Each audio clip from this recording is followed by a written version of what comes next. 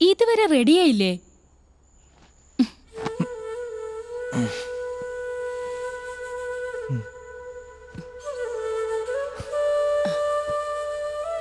നീ ചോദിച്ചില്ലേ നിന്നിൽ ഏറ്റവും ഇഷ്ടം എന്താണെന്ന്? നിന്റെ ശരീരത്തിലും ഈ മുടിയിലും നിറഞ്ഞു നിൽക്കുന്ന സുഗന്ധമാണ്. അത് ബോഡി ലോഷന്റെയും ഷാമ്പൂവിന്റെയും പെർഫ്യൂമിന്റെയും ഒക്കെ ഗുണാണ്. ഞാനൊന്ന് വേർത്ത് കഴിഞ്ഞാൽ ഈ പറയുന്ന സുഗന്ധം ഒന്നും കാണില്ല. സ്നേഹിക്കുന്ന പെണ്ണിന്റെ വിയർപ്പിനുണ്ടോ സുഗന്ധവും സൗന്ദര്യവും ഒക്കെ? ഇന്ന് ഭയങ്കര റൊമാൻറ്റിക് ആണല്ലോ. ഇങ്ങനെ സംസാരിച്ചിരുന്നാ മതിയോ? പോണ്ടേ? പോണോ? പോണോ അല്ലേ?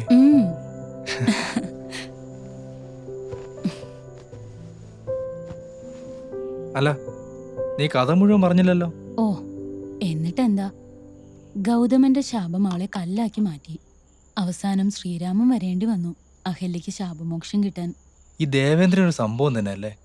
ആളുടെ കഴിവ് നമുക്കുണ്ടായിരുന്നെങ്കിൽ നമുക്ക് എത്ര പെമ്പിളരെ വളയ്ക്കായിരുന്നല്ലേ? അയ്യടാ, മനസ്സിലെ പൂതി കണ്ടില്ലേ? കൊല്ലും ഞാൻ.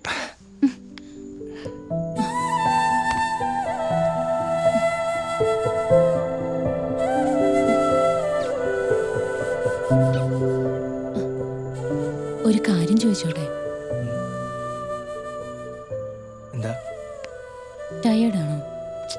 സ്റ്റാമിന വല്ലതും ബാക്കിയുണ്ടോ? ഉണ്ടെങ്കിൽ പുറകിലെ വാതിലറിയോ?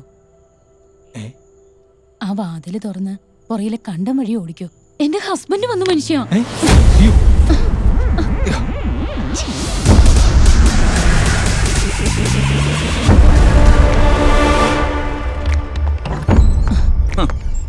നീ എന്താ കുളിച്ച സുന്ദരിയുണ്ടല്ലോ?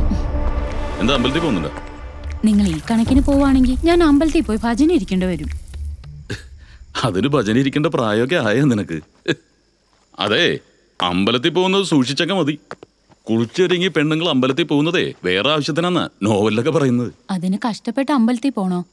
വീട്ടിലെല്ലാ സൗകര്യങ്ങളും ഉള്ളപ്പോ എന്തിന്? പ്രാർത്ഥിക്കാൻ, അല്ലാതെ എന്തിന്?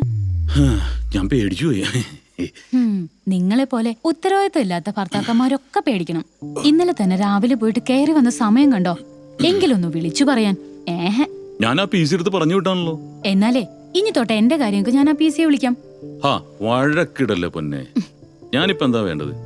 സ്നേഹിക്കണം, അത്രയല്ലേ ഉള്ളൂ. ഞാനിപ്പോ സ്നേഹിക്കട്ടെ? സ്നേഹിക്കാൻ പറ്റിയൊരു കോലം. നിങ്ങൾ ആദ്യം പോയി കുടിച്ചേ, ഞാൻ ഭക്ഷണം എടുത്തു വെക്കാം.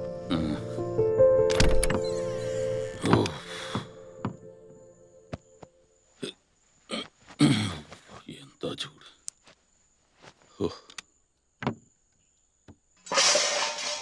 എന്താ അവിടെ ഒരു ശബ്ദം?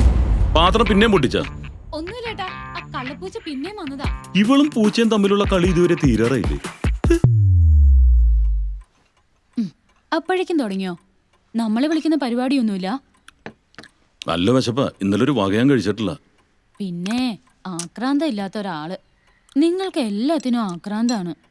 മറ്റുള്ളവരുടെ വിശപ്പ് മാറിയോന്ന് പോലും നിങ്ങൾ ചോദിക്കാറില്ല. നീ എന്താ ഉദ്ദേശിച്ചത്? ഒന്നുമില്ല.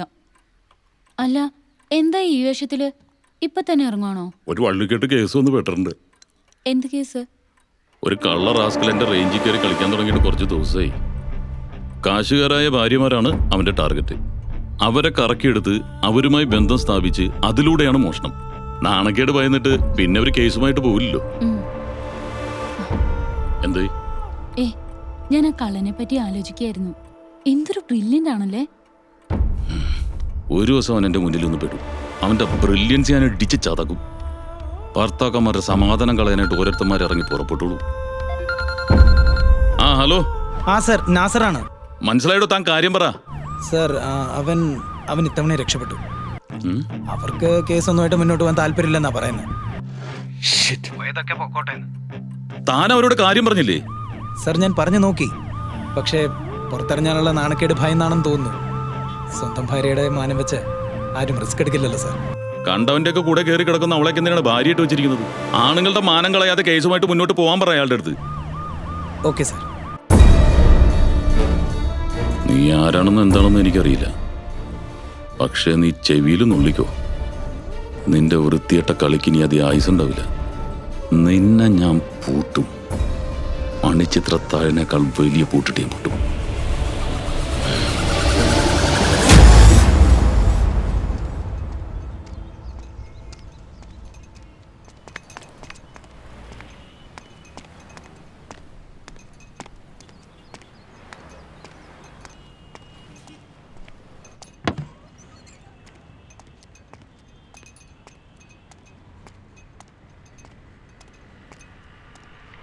സാർ, ചാന്ദനു സാർ, ഗുഡ് മോർണിംഗ് സാർ. ഇന്നും സെൽവകുമാറിന്റെ 3G ഫീസ് ആണല്ലോ. ഭഗവാനെ കാണി.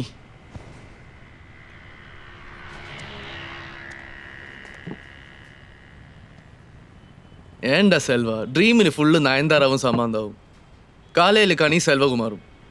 உன்னோட 100 வாட்டி சொல்லிருக்கு, எனக்கு டீ மட்டும் தான் போதும், உன்னோட மூஞ்சிய கனி வேணான்னு.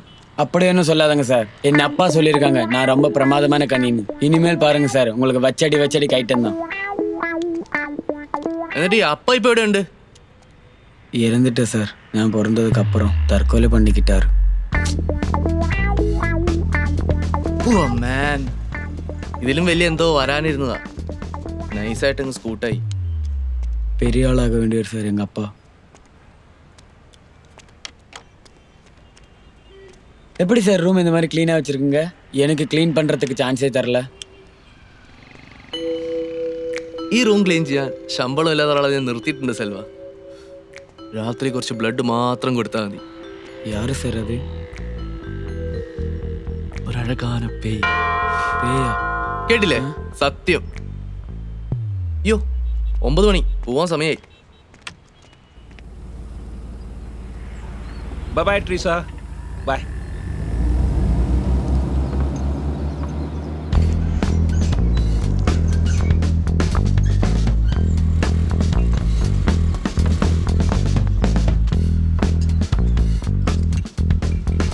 എന്തു പറ്റി ചേച്ചി? പാലിലല്ലോ കുഴപ്പമുണ്ടോ? ചേച്ചി പാല് കുറച്ച് മതി എന്ന് പറഞ്ഞു. ഇല്ല, ഹസ്ബൻഡ് ടൂറ് പോയിരിക്കുക. പിന്നെ ഇവിടെ ആരാ പാല് കുടിക്കാനുള്ളത്? അതുകൊണ്ടാ. ഇനിയിപ്പോ വേണ്ട. എന്നാ ശരി.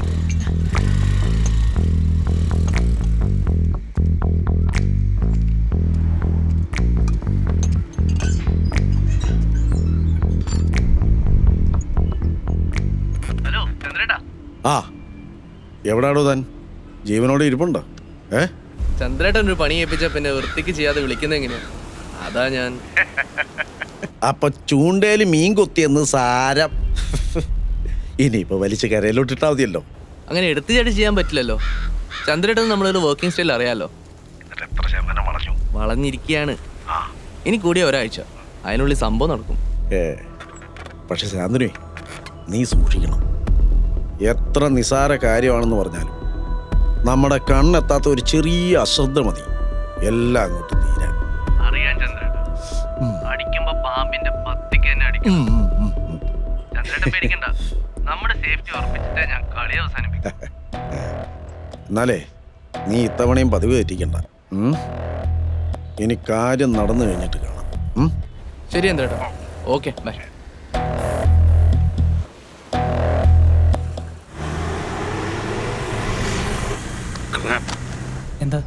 എന്ത് പറ്റി സാർ? നമ്മളൊക്കെ എന്തിനാണ് യൂണിഫോം ഇട്ടുകൊണ്ട് നടക്കുന്നത്? ആ പുന്നാര മോൻ നമ്മുടെ മുന്നിൽ കൂടി കളിച്ചുകൊണ്ട് നടക്കുന്നുണ്ടല്ലേ? നമുക്ക് എന്ത് ചെയ്യാൻ പറ്റും സാർ? മോഷണ കേസിൽ പരാതിയില്ലെങ്കിൽ പിന്നെ കേസെടുക്കാനുള്ള അധികാരം നമുക്കില്ലല്ലോ. അവരെയും കുറ്റം പറഞ്ഞിട്ടൊന്നും കാര്യമില്ല. എരയെ പത്തി നോക്കി അടിക്കുക, അതാണ് അവൻ്റെ ഒരു ലൈൻ. സ്വന്തം ഭാര്യയുടെ ന്യൂഡ് ഫോട്ടോസ് അല്ലെങ്കിൽ വീഡിയോ ക്ലിപ്സ്, അതുമല്ലെങ്കിൽ അവരുമായിട്ട് റിലേറ്റ് ചെയ്യുന്ന എന്തെങ്കിലും ഒരു എലമെന്റ്. ആത്മാഭിമാനമുള്ള ഒരു ഭർത്താവ് കേസും പുകാറായിട്ട് പോവാതിരിക്കാൻ വേറെ വല്ല കാരണം വേണോ? അറ്റ്ലീസ്റ്റ് അവനെ ഒന്ന് ഐഡന്റിഫൈ ചെയ്യാൻ ഒരാളെങ്കിലും ഒന്ന് സഹകരിച്ചിരുന്നെങ്കിൽ സ്റ്റേഷനിൽ കയറ്റി ഇട്ടിച്ച് കൈയുടെ തരിപ്പ് തീർക്കായിരുന്നു. കേസ് രജിസ്റ്റർ ചെയ്യാത്ത സ്ഥിതിക്ക് ഐഡന്റിഫൈ ചെയ്തിട്ടും കാര്യമൊന്നുമില്ല. എന്ന് വെച്ചാ അവനെ പിടിക്കാൻ അപ്പൊ ഒരു വഴിയില്ലേ? വഴിയൊക്കെ ഉണ്ട്.